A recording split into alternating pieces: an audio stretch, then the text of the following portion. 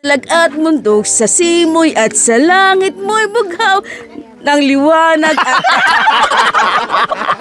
Wala ka na talaga liwanag sa Pilipinas natin.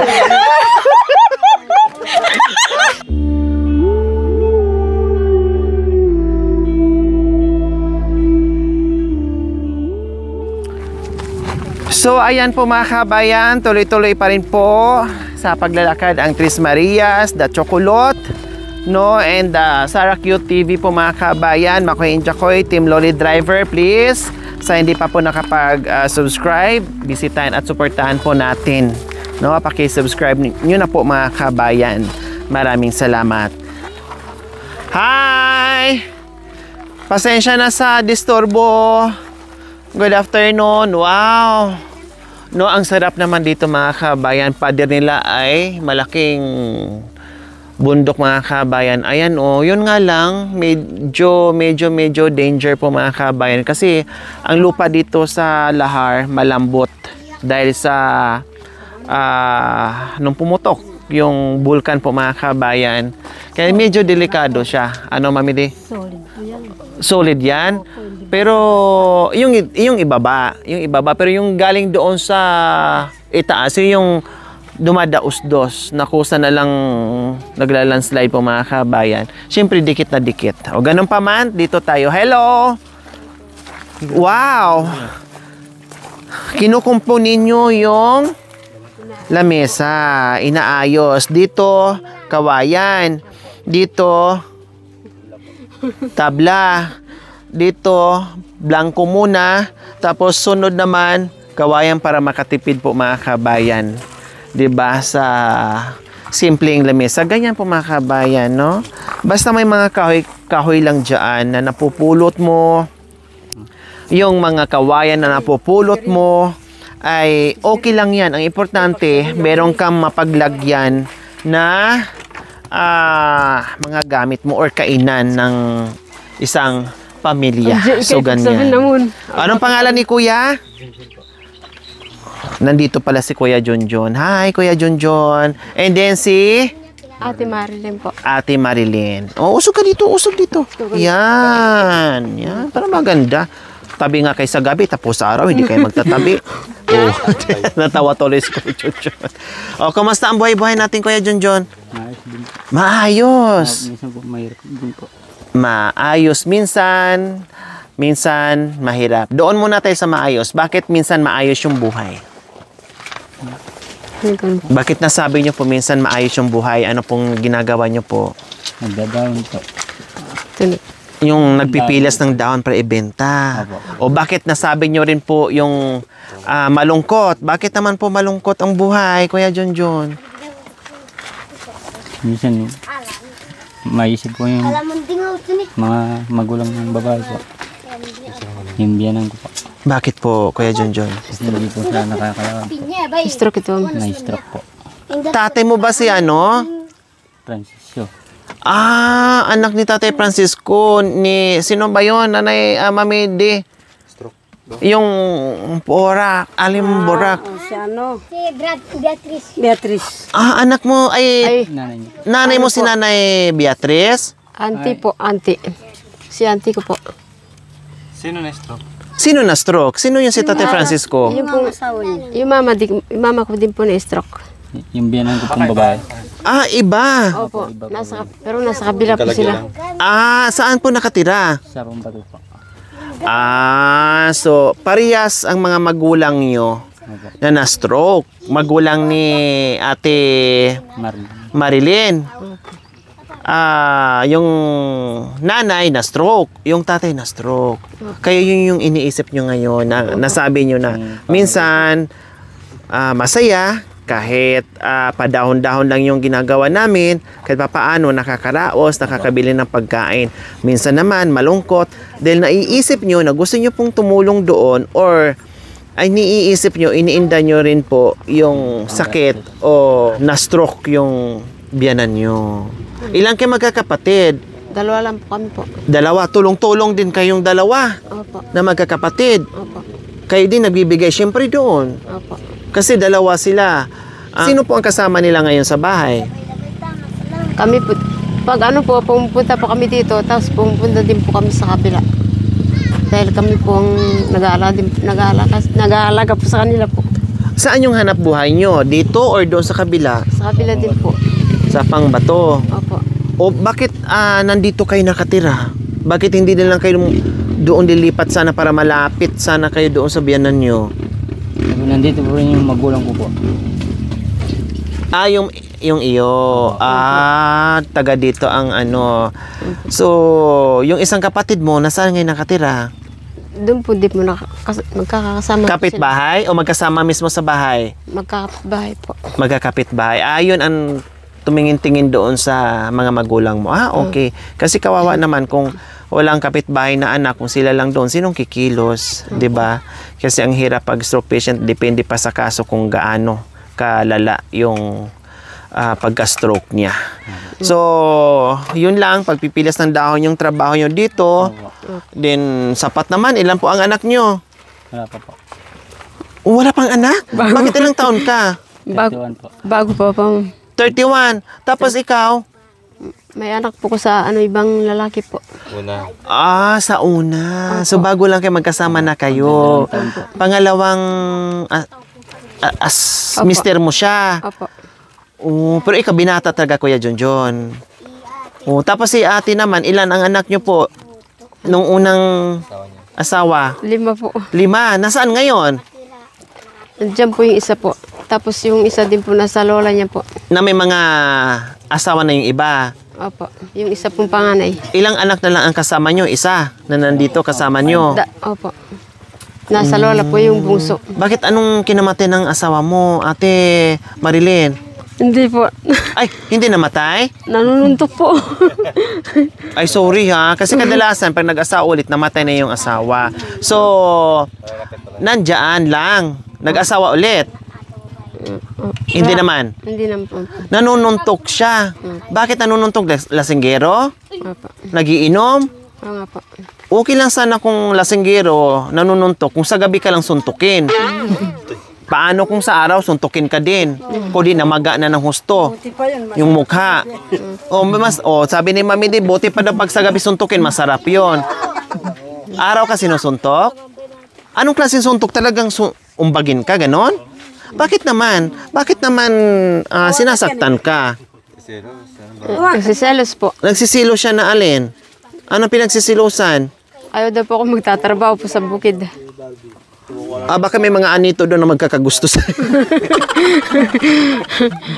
may mga anito at anita doon na magkagusto sa'yo, ganun. Yung iba nga swerte, ako'y napahanga sa mga asawa na mga babae na ang gagaling lang tumulong sa bundok. Ako'y napahanga ha. Yung ibang mga asawa dyan lang sa bahay. Nagaantay lang sa asawa. Nagaantay lang, ayaw madumihan yung kuko, ayaw mapagod, ayaw mainitan.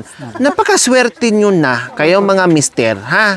Kayo mga mister, napakaswerte nyo na ang asawa nyo ay sabayan kayo sa pagtatrabaho sa bundok. Na hindi lang nakaantay sa bahay, nagaantay ng hindi naman po lahat. Kasi yung iba, may reason naman po na kung bakit nasa bahay lang. Kasi mag-aalaga sa mga anak. Pero kung paminsan-minsan nasasama ang asawa nyo sa trabaho nyo, na magiging katuwang yung swerte nyo na.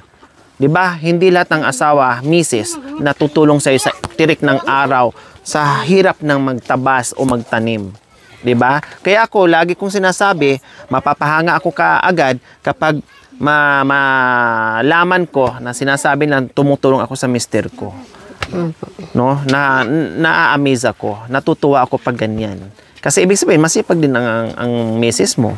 'Di ba? Nagtutulungan kayo para si mister hindi rin mahirapan. So, ibig sabihin, ay nasa ibang barangay lang ngayon nakatira.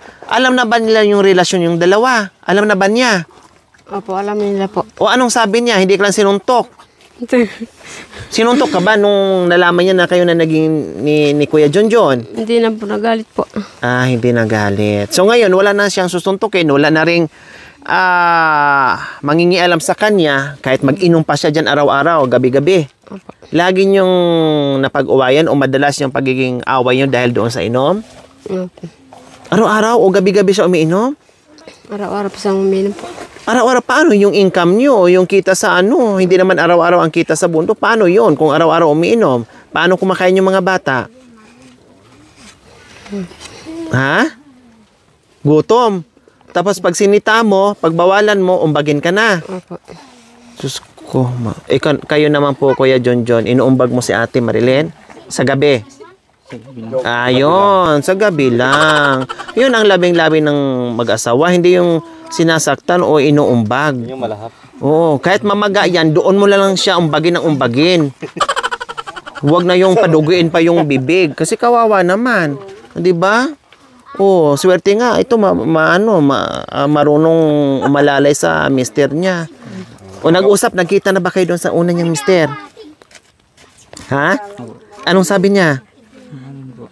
Kasi nasa akin yung dalawang bata, anak niya po eh. Tanggap mo ngayon mga bata. Ikaw ang nagpapakain doon. Yun dapat, no? Kumbaga, alam mo naman ang buhay niya na dati siyang may asawa, may mga anak. Matik yun. Kung mahal mo si Ate Marilyn, matik yun. Mahalin mo rin yung mga anak niya. Huwag mong isipin na hindi mo anak yun. Pinasok mo yung buhay ganyan eh. Isipin mo, anak ko na rin yun.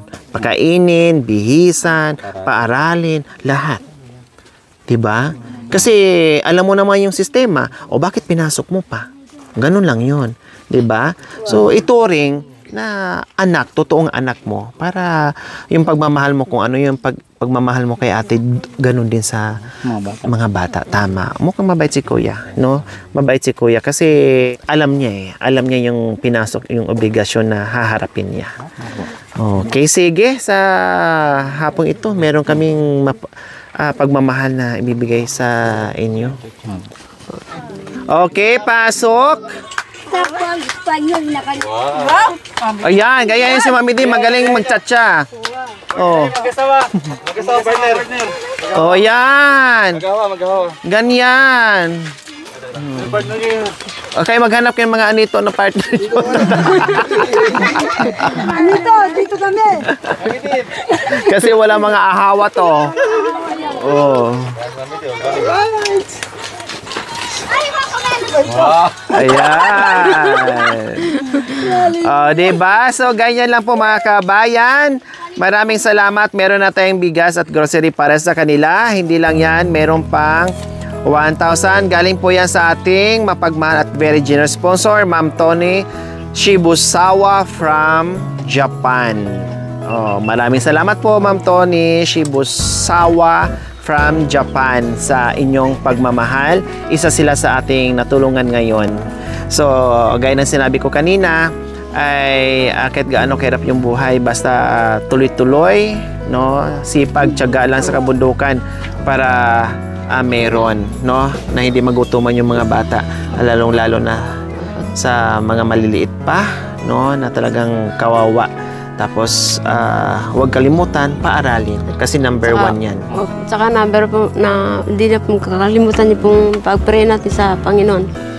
Nang unang-una po, bago gumising, mag-pray po sa Panginoon. Magpasalamat. At magpasalamat po na bago magtrabaho po. Tama. Yan. Diyan ako napapabilib lalo din sa ating mga katutubong aitas. Kasi ganun pa man yung buhay nila. Pero very religious po sila mga kabay. Napaka-religyoso po. No? Nandiyan palagi yung pasasalamat, yung dasal, no? Lahat yan. Diyan sila humuhugot ng lakas ng loob nila. Yung kanilang pananalig sa Panginoong Diyos. Tama yun, ate. Ha? Maliit o malaki mo yung biyaya, magpasalamat. Lord, salamat sa ganito. Hindi ako napapagod. Ito pa rin ako. Bumangon. Magtatrabaho ulit. Gabayan nyo lang kami. Ganun lang yun araw-araw. No? Ayan. So, maraming salamat po sa inyo po. Natulong niyo sa amin po. Walang anuman po. O bakit parang naging emosyonal, pinipigil. Gustong umiyak ni ate, pero pinipigilan niya eh. No? Pinipigilan lang talaga niya. No? Kasi pilit niyang maging okay. Kumbaga. No, tuloy lang ang boy. Maraming salamat na lang po sa amin. Sa inyo po. Natulong po. Bago ay kasi po kinablit po yung puso niyo po na tumulong po sa amin. Nagalak po ako sa inyo po dahil po tumulong po kayo sa amin po. Ayan, walang anuman, Ate Marilyn. Kayo naman, ano mensahe nyo, Kuya John John? Ikaw umiinom ba? Hindi. Sige ka, putulin ko si John John. Kaya wag kang uminom, ha? Huwag mo nang dagdagan na umbagin mo. Kaya laging tatandaan, hindi baling mangumbag yung mister, pero sa gabi lang. Ang mga bandang alas 12 ng ating gabi. Ayan, masarap ang umbaga yan. Tulog na ang mga anak, di ba? Oo. Mamayang gabi naman. Oo. Nakulangan pa na kayo umiyak. Hindi, naging emosyonal lang. O, mensahe niyo po kaya John John sa biyayang natanggap niyo po. Salamat sa tulong po. Yun lang po masasabi ko. Masaya kayo? Apo. O, mukhang iiyak na rin kayo, ha? Pinipigilan nyo lang. O, basta go lang ang buhay, ha? Opo. O, pinapatawa lang namin kayo kasi ang problema, nandyan yan. Habang tayo nabubuhay kasama ang problema. No, ang gagawin lang natin ay labanan yung problema. Kasi ang taong walang problema, hindi normal yon. Ibang nila lang yon. 'Di ba? Kahit nga ang mga Anito, Anita, may problema sila. Kasi pupunta sila kung saan na naman sila maglakbay. 'Di ba? Tayo pa kaya na lahat ay tao tayo, 'di ba? Okay, sige. So, maraming salamat po muli, Ma'am Tone Shibusawa from Japan. Kakanta na lang po ako. Wow! Papuri! Oh, Opo. oh. Ate, pag Ganito sa na lang pala umaga. mga kabayan. Pag hindi nila alam kumanta Ate, o wala sa pag-gising sa- ikakanta, Yung pong pag-gising bayang sa magiliw na umaga. lang talaga at saka panatang Ate, makabayan. pagising sa umaga. Ha? Pagising sa umaga, naaalala ka. Nasasabik ang puso ko na makapiling ka.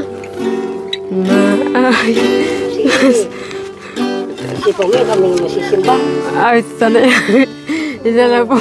Ayan, kulang. Pagising sa umaga, maghugas ka na. Dahil tapos na. Kumain. Di ba? Pagkatapos kumain, maghugas ng kamay. Masyado kayo mga sinyo kung ano-ano mga iniisip nyo. Maghugas ng pinggan, maghugas ng kamay kasi katatapos na mag-almusal. Ano bang gagawin sa umaga? Mag-almusal. Pag nadumihan, tama. Kayo talaga, oh. Ano pa? Mayroon pa? Bayang Magiliw. Kayang kantahin? Ha? O, try mo nga, Ate Joan, Bayang Magiliw. Hindi, challenge. Hindi, kayo yung... Hindi kasi ako, totoo, walang paligo-ligo. Nakakalimutan ko na din yung Bayang Magiliw. O, at least, tapat ako. O, ako nakakalimutan eh. Kahit nga Panatang Makabe, nakakalimutan ko na nga eh. O, sige nga, subukan natin si Ate Joan. Okay, sige. Bayang Magiliw, try mo lang. Ay, lupang hinirang. Lupang hinirang pala.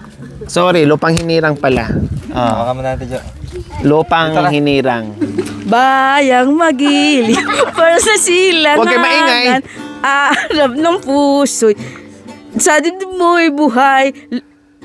Lupang hinirang, duyang ka ng magiting sa manlulupi. Di ka ba sisiil sa dalag at mundok, sa simoy at sa langit mo'y bughaw ng liwanag at Wala ka na talaga liwanag eh sa Pilipinas natin kasi hindi mo kayang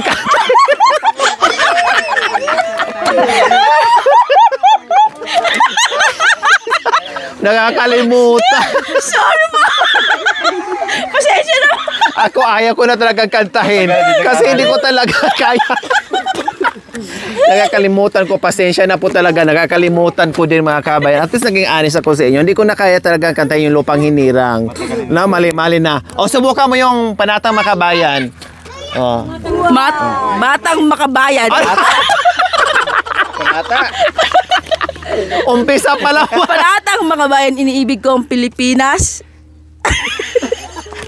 Kailang hindi ako inibig ng Pinas. Kaya nakalimutan ko. Wala na. Sirit na. Sirit. Oh. sabi ko si Ate John pagkantahin ko ng Lupang Hinirang at saka yung Panatang Makabayan kasi mukhang retired teacher to eh.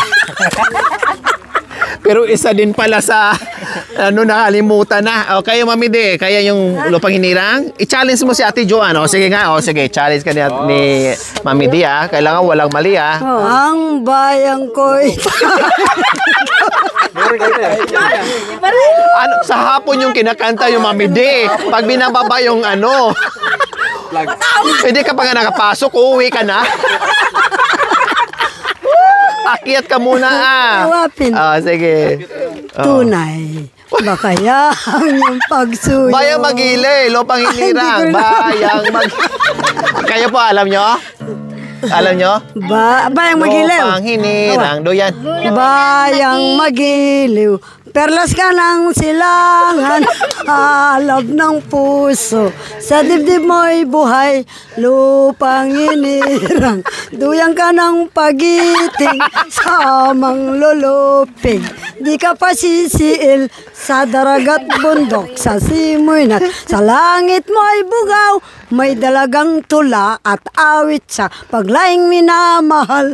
Ang kislap ng watawat mo'y tagumpay na nagniningning. Ang bitiwin at araw niya kailan pa man ay di magdidilim. Lupa ng araw na pag matiparsinta. Matiparsinta. Ang maligano. Lupa ng araw na pag may ati parsinta, buhay na lagi sa piling mo. Amiligaya'y na pag hati parsinta. Tama na. So, ayan mga kabayan, at least naalala ko. Kasi ako, di ko talaga kayang kantahin buuhin yan. Parang si Mami din, at least, kahit papaano si Mami din, meron pa rin din nakakalimutan. Kahit na-demolish yung iba. Diba? Siguro nga, yung iba ding nag-aaral na hanggang ngayon nag-aaral pa rin sila. Kami, okay lang kasi may edad na. Ang tagal ko nang wala sa school. No? Pero in fairness kay Mami din, kahit papaano, ay nakakanta niya kahit kulang-kulang. Kayo po, nanay, mamimiling kaya? Tawo'y marupok, kay daling lumilmot sa Diyos ng ginggam, siya nang nagulong. Yan. So makabayan, iliwi kong tinda para na kung makabay sa utang. Wala akong pera ngayon. Walang pagbayad. Walang sistema muna ngayon. Bakit? Ang pag-ibig kahirap nang maunawaan. Ba't may utang? Ay mayroon hanggang malayon. Kaya nga sita. Ang taong marupok kay daling lumimot ng Diyos ng angga, siya ang nagtulong. Ganyan lang. Ano po yan? Gabi po. So papauwian na naman po tayo ng gabi. Gabi po. Ayan, salamat. Kahit konti lang po. Wow, hinugasan pa talaga ni Ate Marilyn. Ayan Pagpasensya hinugasan pa talaga. Salamat, masarap to pang ihaw. Ay, no. Ay, Ihaw, yes. pang- Ihaw at saka laga at Pangsigang po. sinigang. Opo. Ayan, thank you. May pauwi pa tayo. Thank you for watching. Don't forget to like, share, and subscribe.